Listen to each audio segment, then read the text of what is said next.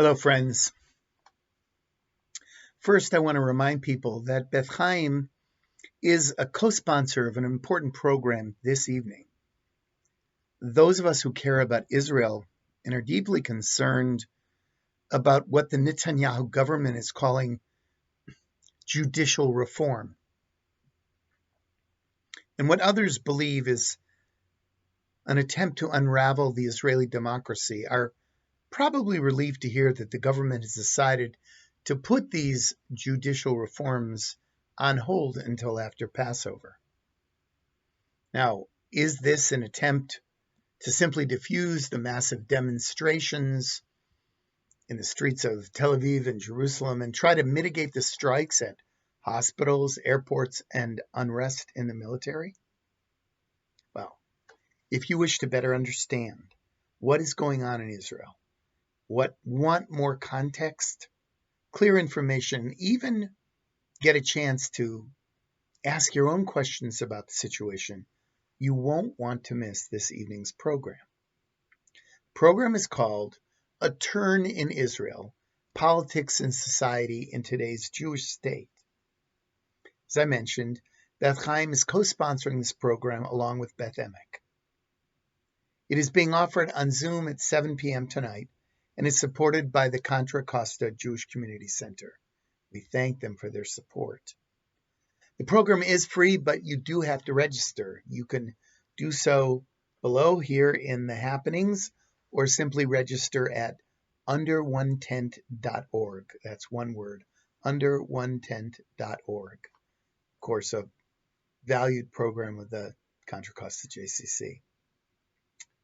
I have been asked to monitor the chat and funnel the questions to our guest scholar, author, and Jewish thought leader, Fred Rosenbaum.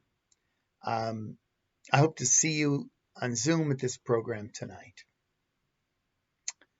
My friends, Passover is approaching, and I wanted to share a brief teaching that comes through Aleph, the Alliance for Jewish Renewal, the organization that runs the rabbinic training program that ordained me.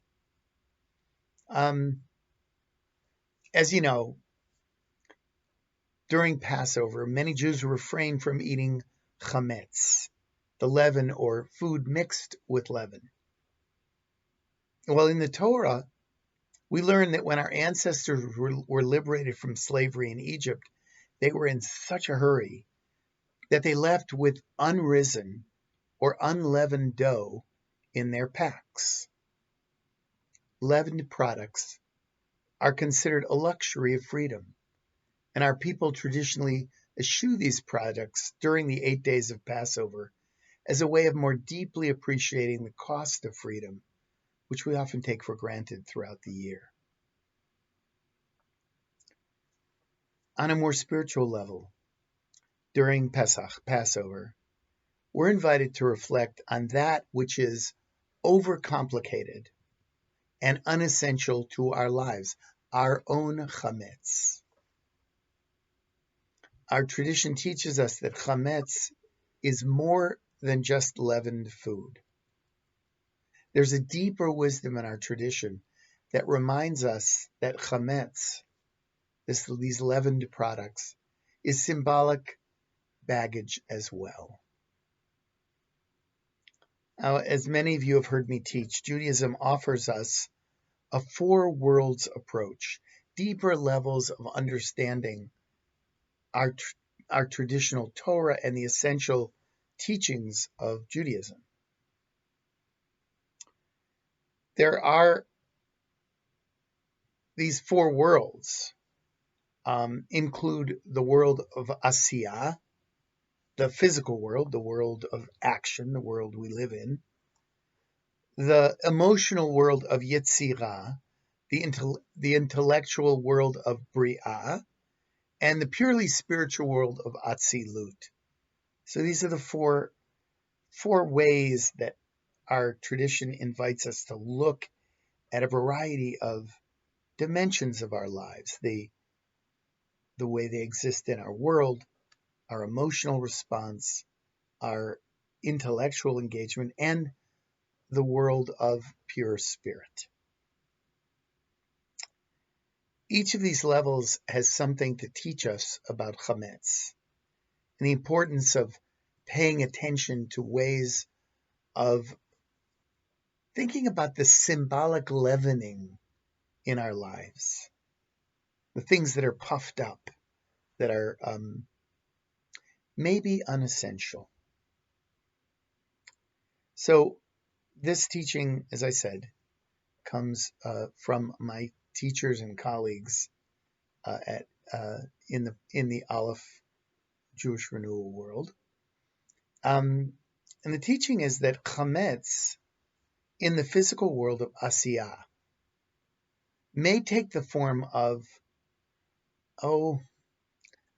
things that are disorganized or out of control, maybe in our home or work environment, or health issues that we're not paying attention to, not getting enough exercise or sleep, and or perhaps not paying sufficient attention to our diet. That's the chametz, in the world of action, in the physical world. In the world of Yitzirah, in the world of the emotional world, the emotional realm, our chametz might manifest as negative behavior patterns, toxic relationships, things in our lives that keep us stuck, limited, and impact our ability to be creative. In the intellectual realm of Bria, chametz is, and I love this expression that I've heard, it's the brine that pickles your mind. The brine that pickles your mind keeps us stuck in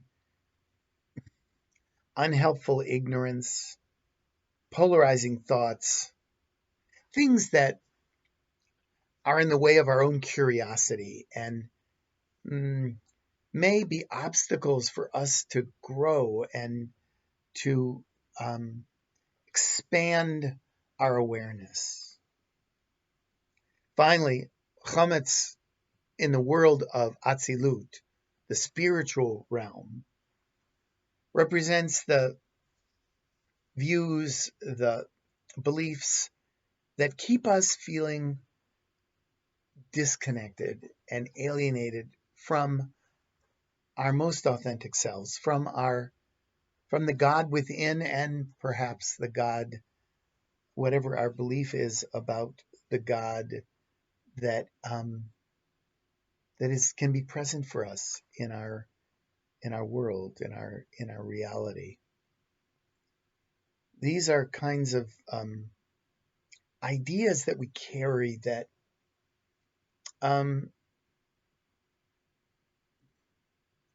again, that keep us stuck, that distance us from our most authentic selves, from our soul's purpose. So Passover comes to teach us that chametz is more than just risen bread or fully sprouted grains. There is a chametz that keeps the body, heart, mind, and soul distanced, cut off from our own genuine potential, our own abilities to become more self-actualized, more fully alive. As we enter Aviv, the spring, this Passover is, of course, a celebration of spring and of renewal. And spring brings us into connection with the renewal in all of life. Our Jewish tradition directs us to look more carefully at the chametz in our lives. We're invited into discernment concerning what we need to let go of and how we can more genuinely focus on what is really important in our lives. It is a time to clear away, a time to make space for the newness that makes our lives vibrant. We're challenged to ask ourselves to release that which is no longer serving us and make room for new dreams, new aspirations, new connections that can enrich our souls, help us appreciate what is truly meaningful and purposeful in our lives. So stay safe, be well, try to stay dry. I hope to see you tonight at this very, what promises to be a really worthwhile program on Zoom about Israel. And as always, shalom uvracha, peace and blessings.